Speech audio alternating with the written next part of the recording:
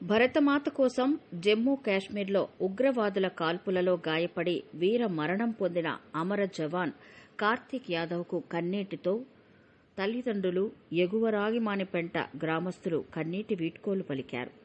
28 ఏళ్ల బిడ్డను పోగొట్టుకున్న ఆ తల్లి శోకం తీరనిది. కానీ దేశం కోసం బిడ్డ ప్రాణాలర్పించాడని ఆ తల్లిదండ్రులు సెల్వి, వరదరాజులు గర్వపడుతున్నారు.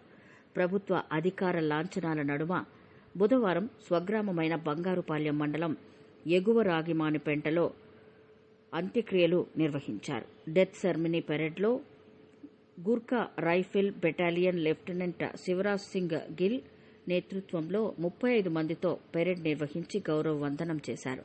23 మంది పెరేడ్ చేసి గాలిలోకి కాల్పులు చేశారు. అనంతరం అంత్యక్రియలను పూర్తి చేశారు. ఈ అంతిమ సంస్కారానికి చిత్తూరు జిల్లా కలెక్టర్ సుమిత్ కుమార్, పూతలపట్టు చిత్తూరు శాసనసభ్యులు మురళీమోహన్, గురజాల జగన్మోహన్, చిత్తూరు నగర మేయర్ అముద, చుడా చైర్పర్సన్ కటారి హేమలత తదితరులు హాజరయ్యారు. జమ్మూ కాశ్మీర్లో ఉగ్రవాదుల కాల్పుల్లో అమరుడైన పంగల కార్తీక్ యాదవ్ స్వగ్రామం బంగారుపాలెం మండలం ఎగువరాగిమానిపెంట. వీరి తల్లిదండ్రులు సెల్వి, వరదరాజులు, అన్న రాజేష్. 10 ఏళ్ల క్రితం ఆర్మీలో చేరిన కార్తీక్ యాదవ్ రాజస్థాన్ ఆర్మ్డ్ రెజిమెంట్లో 7 ఏళ్ల పాటు పనిచేశాక 2 ఏళ్ల క్రితం జమ్మూకు బదిలీ అయ్యారు. ఉగ్రవాదులను ఏరివేసే కూంబింగ్ రైఫిల్ విభాగంలో పనిచేస్తున్నారు. ఆదివారం జమ్మూ కాశ్మీర్లో ఉగ్రవాదులతో జరిగిన పోరులో కార్తీక్ తీవ్రంగా గాయపడి ఆర్మీ ఆసుపత్రిలో చికిత్స పొందుతూ సోమవారం మరణించారు.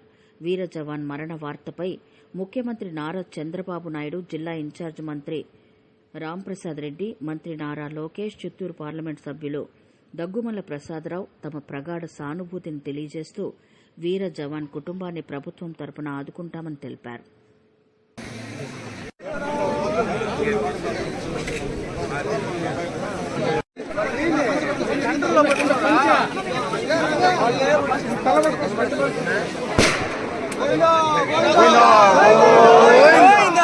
Goinda, goinda, goinda.